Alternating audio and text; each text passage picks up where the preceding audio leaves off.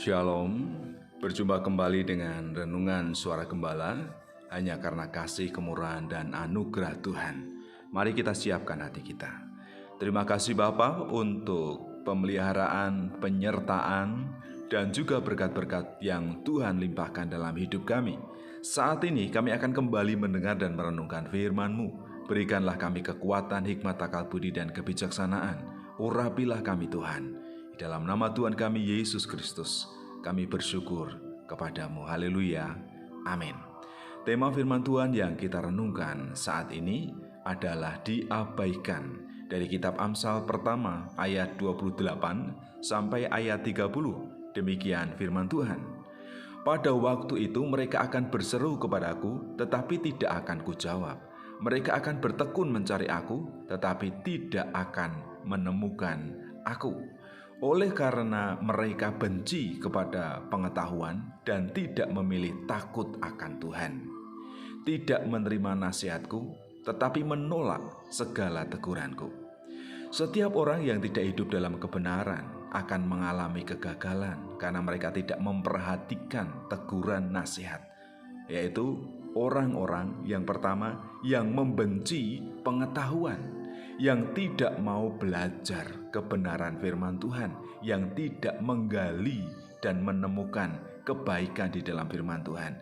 Orang-orang seperti ini tidak memiliki hikmat, akal budi, dan kebijaksanaan, tidak bisa membedakan apa yang baik, apa yang tidak baik, dan kecenderungan orang-orang yang tidak memiliki pengetahuan adalah orang-orang yang hidup sembrono, hidup seenaknya sendiri, menuruti hawa nafsunya. Dan orang yang membenci pengetahuan pasti hidupnya akan mengalami kegagalan, jauh dari keberhasilan.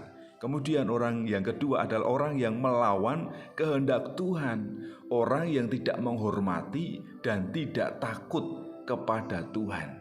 Orang-orang yang melanggar hukum dan melanggar ketetapan Tuhan tentu jauh dari berkat Tuhan. Hidupnya tidak layak dan tidak berkenan di hadapan Tuhan, tidak mengalami kasih karunia Tuhan. Jadi orang-orang yang seperti ini pasti akan diabaikan, tidak masuk dalam hitungan kasih karunia Tuhan. Oleh karena itu janganlah melawan kehendak Tuhan, janganlah mengabaikan firman Tuhan. Kemudian orang yang diabaikan, orang yang gagal, yang ketiga adalah orang yang meremehkan teguran. Jadi mari kita berusaha untuk menerima nasihat dan teguran, karena nasihat dan teguran itu akan membangun dan membentuk karakter kita untuk hidup lebih baik, memiliki kasih, kerendahan hati, kesetiaan, dan juga ketaatan. Memang ketika teguran diberikan itu tidak enak rasanya, tidak nyaman, tapi itu akan menolong kita untuk hidup lebih baik, menghasilkan buah-buah yang lebih baik. Jadi apa yang perlu kita lakukan? Carilah dan dapatkanlah ilmu pengetahuan, belajarlah dengan baik. Kemudian yang kedua, takutlah akan Tuhan, jangan melawan Tuhan. Kemudian rendahkanlah hatimu, terimalah nasihat dan teguran. Itu akan menolong kita untuk meninggalkan kesalahan-kesalahan dan juga menolong kita hidup lebih baik. Selain itu, tentu hidup kita akan diubahkan dan kita akan diberkati oleh Tuhan.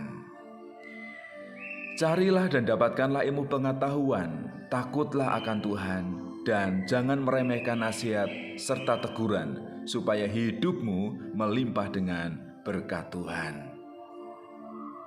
Bapa, kami tidak ingin menjadi orang-orang yang diabaikan, orang-orang yang tidak diperhatikan, orang-orang yang tidak dikasihi, karena kami membenci pengetahuan, terlebih pengetahuan firman Tuhan. Itu adalah hikmat dari Tuhan.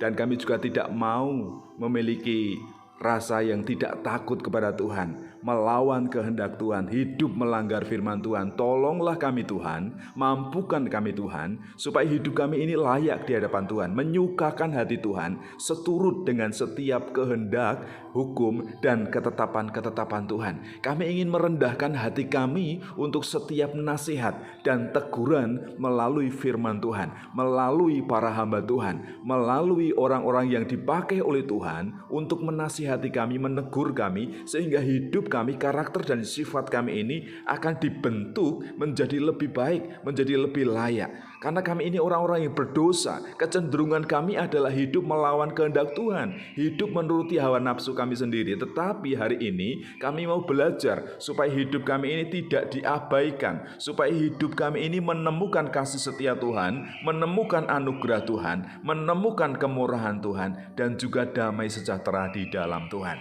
Terima kasih Bapak, kami berdoa untuk anak-anak Tuhan, kami berdoa untuk orang-orang percaya, supaya mereka juga menikmati kasih karunia Tuhan, mereka merasa menikmati berkat Tuhan. Jadi hidupnya tidak diabaikan, tapi hidupnya dikasihi, disayangi, diperhatikan, dan juga melimpah dengan berkat-berkat Tuhan. Terima kasih Tuhan untuk kebenaran firman Tuhan yang menegur kami saat ini. Terpujilah nama Tuhan Yesus. Haleluya. Amin.